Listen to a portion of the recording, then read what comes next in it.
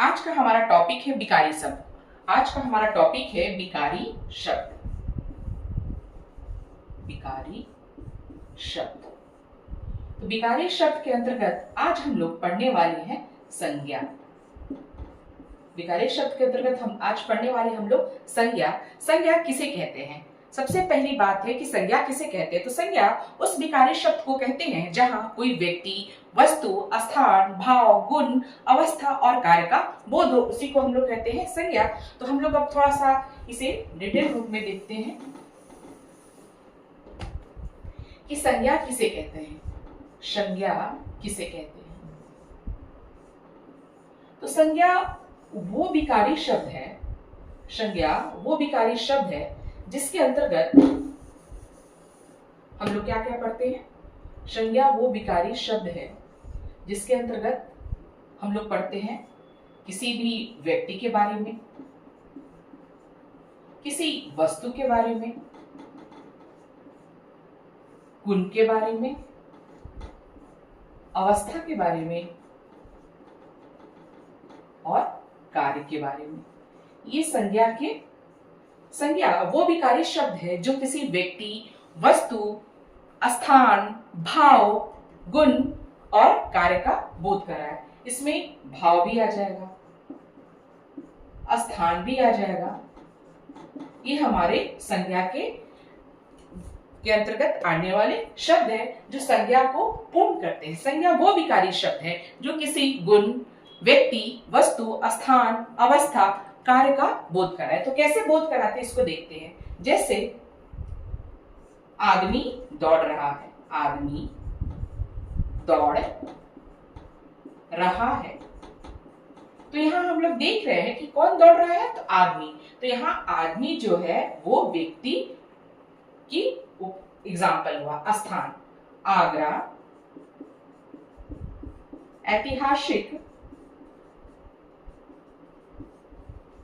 ऐतिहासिक नगर है। तो यहाँ कौन सा ऐतिहासिक नगर है, कौन है स्थान? तो यहाँ आगरा जो है वो ऐतिहासिक नगर है। अब यहाँ बात हो रही है वस्तु की। वह पुस्तक पढ़ रही है। तो यहाँ जो पुस्तक है वो क्या हो गया? वस्तु का प्रतीक हो गया। क्या पढ़ रही है? पुस्तक। अवस्था, यहाँ अवस्था देखते हैं तो अवस्था क्या है? बुढ़ापा दुखदाई होता है, दुखदाई होता है। तो क्या यहाँ क्या हो गया? बुढ़ापा जो है अवस्था है जो दुखदाई होता है। यहाँ भाव हो गया। सत्य बोलना अच्छा होता है, अच्छा होता है। तो यहाँ जो सत्य है यह क्या हो गया? भाव का प्रतीक हो गया। कार्य, सीता पढ़ रही है। तो सीता कौन सा कार्य कर रही है? तो पढ़ने का कार्य कर रही है। तो हम लोग यहाँ देख रहे हैं कि संज्ञा भाव, व्यक्ति, स्थान, वस्तु, गुण, अवस्था, कार्य का नाम है। अब हम लोग इसके प्रकार पर आते हैं कि संज्ञा के कितने प्रकार होते हैं। आज तक हम लोग पढ़ते आ रहे थे कि संज्ञा के 5 प्रकार होते हैं, मगर एक्चुअल में संज्ञा के 5 प्रकार नहीं होते हैं। संज्ञा के 3 ही प्रकार होते हैं। संज्ञा के 3 प्रकार होते हैं। कौन कौन से? पहला हुआ हमारा व्यक्तिवाचक,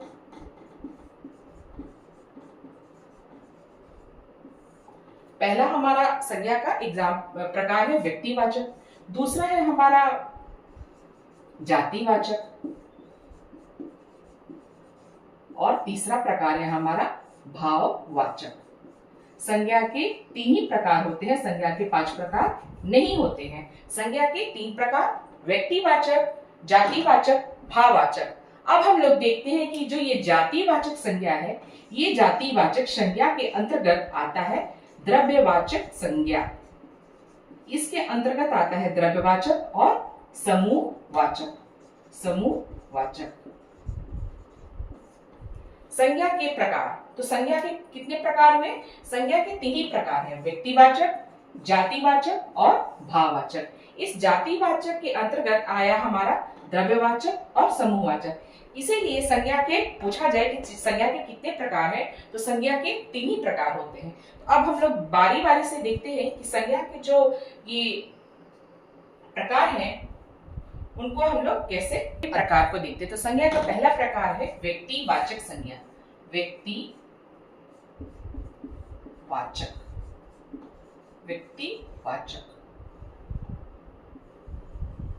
व्यक्तिवाचक संज्ञा, ये हमारा संज्ञा का पहला प्रकार है। तो व्यक्तिवाचक संज्ञा किसे कहते हैं? तो व्यक्तिवाचक संज्ञा वो संज्ञा है जहां विशेष की बात हो। जहां किसकी बात हो?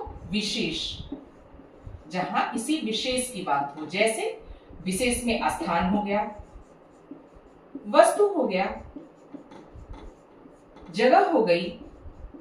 जहां व्यक्तिवाचक संज्ञा वो संज्ञा है जहां विशेष की बात हो, चाहे वो व्यक्ति हो, वस्तु हो, स्थान हो, यहां विशेष की बात हो। जैसे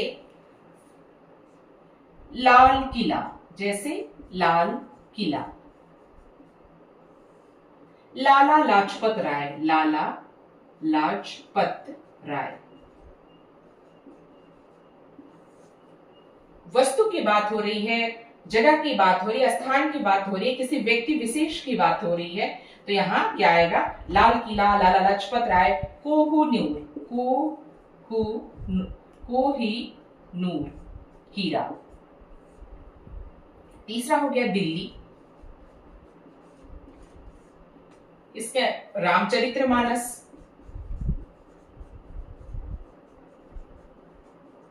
जहां सामान्य की बात ना हो, जहां विशेष की बात हो। जहां व्यक्तिवाचक संज्ञा वो संज्ञा होती है जहां विशेष बात की बात हो, जैसे स्थान, वस्तु, जगह, व्यक्ति, यहाँ विशेष की बात हो रही है। जैसे लाल किला, लाल किला एक अपने आप में विशेषता लिए है। ताजमहल, ताजमहल। तो यहाँ लाल किला, लाला लाजपत राय, ताजमहल, कोहिनूर हीरा, दिल्ली, रामचरितमानस, फिर एक हमारा घोड़े का नाम है चेतक।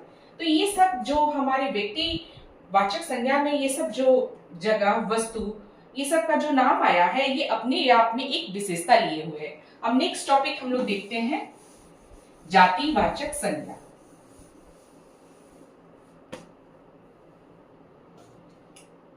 जातिवाचक संज्ञा। जातिवाचक संज्ञा क्या हो? जातिवाचक संज्ञा वो संज्ञा है, जातिवाचक संज्ञा वो संज्ञा है जहां विशेष की बात नहीं हो, यहाँ सामान्य की बात हो रही है। यहाँ किसकी बात हो रही है? सामान्य, सामान्य। यहाँ विशेष की बात नहीं हो रही है, यहाँ सामान्य की बात हो रही है। चाहे वो व्यक्ति हो, वस्तु हो, स्थान हो, जो भी चीज हो, यहाँ सामान्य की बात हो रही है। जैसे यहाँ हम बात करेंगे पुस्तक। पुस्तक में हमारे यहाँ सारी पुस्तकें आ जाएगी, कोई स्पेशल पुस्तक की बात यहाँ नहीं हो रही है, यहाँ सारी पुस्तकों की बात हो रही है। पक्षी, जानवर, ग्रंथ, यहाँ किसी विशेष की बात नहीं हो रही है। तो जातिवाचक वो संज्ञा है जहां सामान्य की बात हो, चाहे वो पशु हो, पक्षी हो, जानवर हो, जगह हो, वहां यहाँ सामान्य की बात की जाती है। अब अगला है हमारा भाववाचक संज्ञा।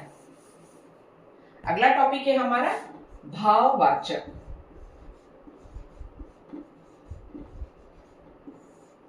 भाववाचक संज्ञा वो संज्ञा होती है जहां दुख,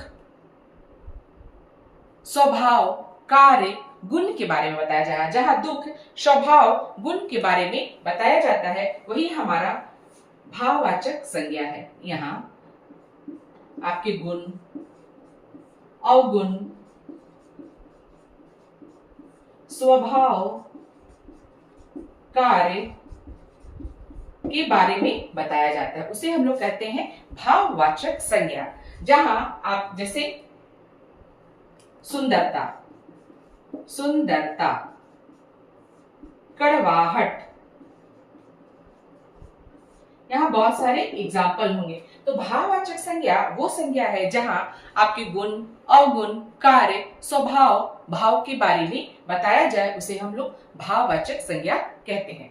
अब हम लोग देखते हैं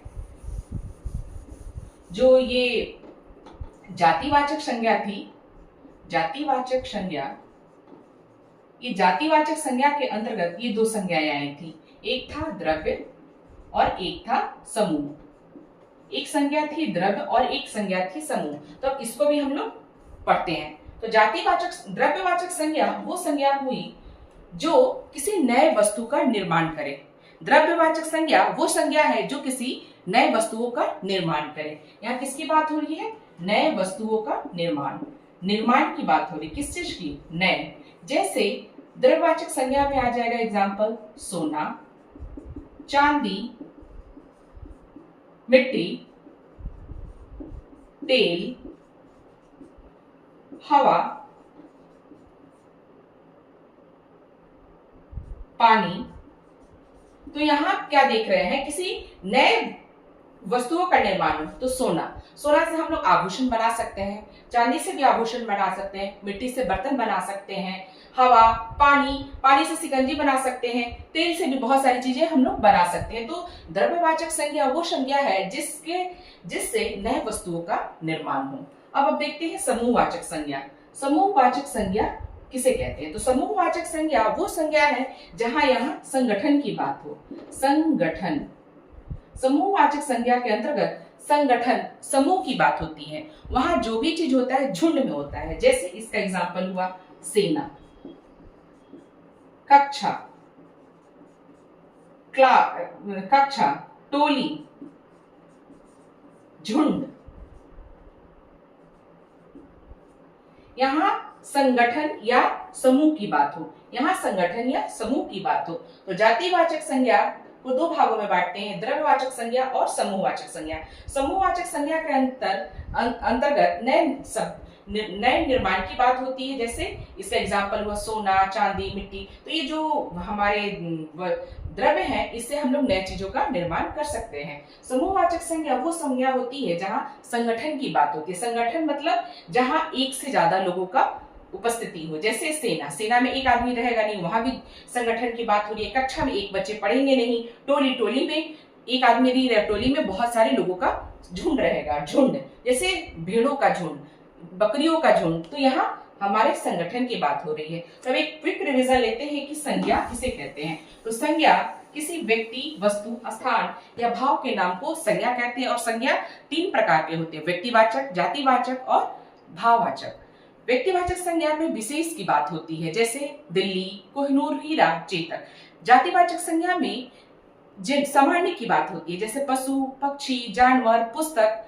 और जो हमारे भाववाचक संज्ञा है, भाववाचक संज्ञा के अंतर्गत गुण, दोष, ये सब की बातें होती है। उसके अंतर्गत सुंदरता, कड़वाहट, ये सब उसके अंतर्गत आते हैं। और जातिवाचक संज्ञा को दो भागों में बांटे गए हैं, द्रव्यवाचक संज्ञा और समूहवाचक संज्ञा। द्रव्यवाचक संज्ञा वो संज्ञा होती है जिसके अंतर्गत उस चीज से नए वस्तुओं का निर्माण हो, जैसे सोना, चांदी, पानी, तेल, मिट्टी।